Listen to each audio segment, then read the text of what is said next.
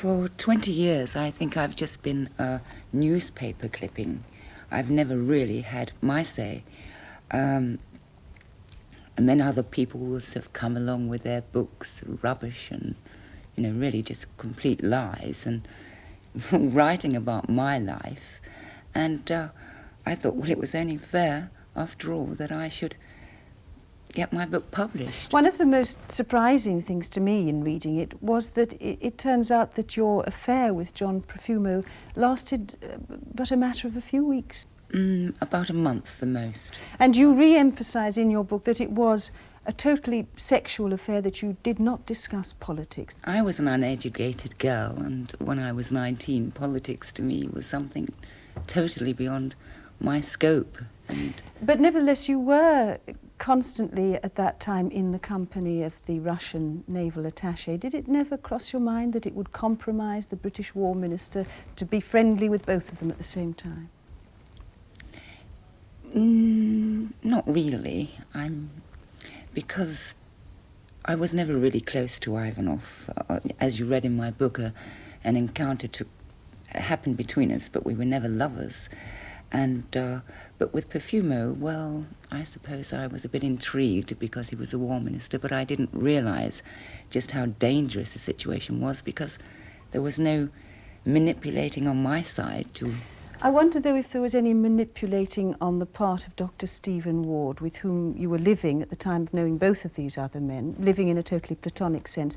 Do you think he set you up? Do you think he wanted those two men to be compromised?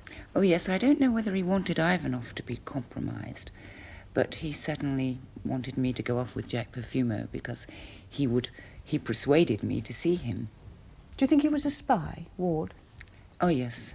But for the Russians, not for the British security. Because you mentioned in the book he used to ask you to take packages to the Russian embassy. Yes, I did indeed. I took 3 bulky envelopes to the Russian embassy. He told me at the time there were letters to Ivanov to say that he couldn't make it for bridge.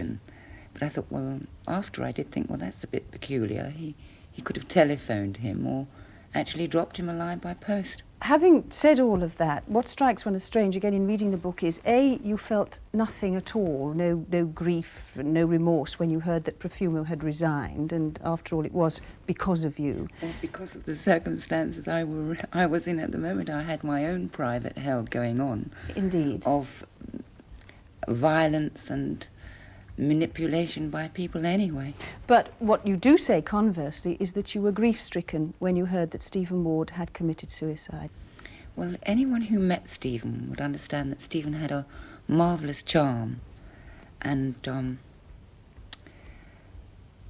I had a way with him, and I was very close to him. I suppose he was wrong in his attitudes, and he was a bad man, wicked to a degree. He was, but I don't know, I cared for him.